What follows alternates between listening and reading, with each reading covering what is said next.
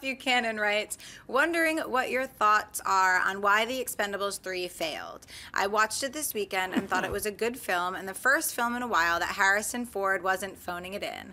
I still went into it thinking it would be a bad film, but was surprised. Do you think it had something to do with marketing? Every trailer I saw was just a long list of stars they had rather than focusing on the action and stunts. You know, you raise an interesting point. Well, let's not jump too quick to call Expendables 3 a big failure. I mean, it has made roughly $50 million so far. It's probably going to crack 60.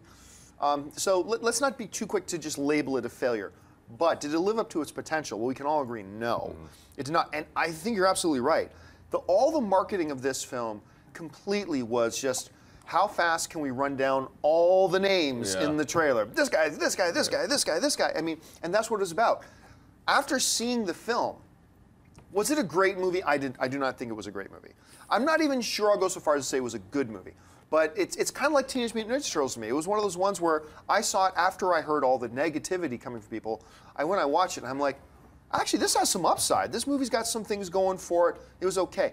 If they had really built a marketing campaign strictly around Mel Gibson and Sylvester Stallone, and about what's going on in the movie, not to give any spoilers away, what's going on in the movie between the two of them, and you use some clips from that van scene we've talked about, I think you would have seen better results. But instead it was just the third part of a marketing campaign of, this guy's here, this guy's, I mean, we've seen that before, and you're going to get diminishing returns out of it either way. I don't know. Mark, how did you see it? Well, if you put the scene when Mel Gibson says meat jacket in the trailer, that's going to get butts in seats. Just hearing the term meat jacket is exciting.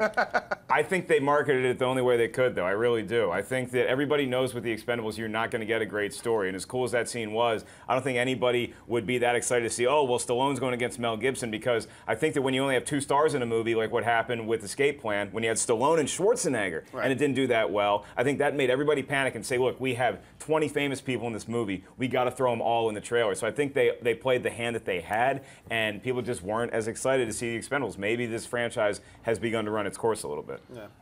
I think that that's probably the mindset they went in there, but I don't think they should have played it that way, because there were a couple of things that were wrong with this movie. The first, and then the leaked movie has nothing to do with it. Nothing to do with it. The main thing for me was that, and I said it when we talked about this a while ago, was I think the rated R definitely hurt it more than the PG-13 helped it, because I think for the hardcore fans like myself that were interested to see it, they wanted to see that old school action feel to it. Did that destroy the movie? Absolutely not.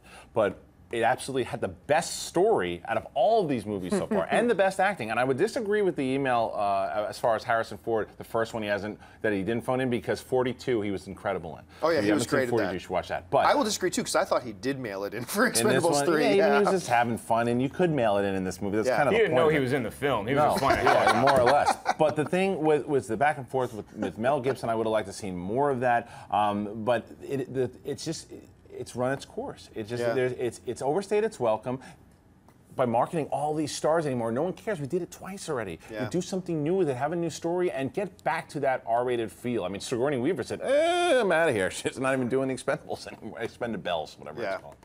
Hey everyone, if you liked this video, click that thumbs up button and make sure to subscribe to our AMC Movie News YouTube channel. It's free and helps you stay up to date with all the latest movie news, as well as our daily AMC movie talk show. Also, make sure that you follow us on Facebook and Twitter to stay up to date with all of our special promotions, contests, and prize giveaways.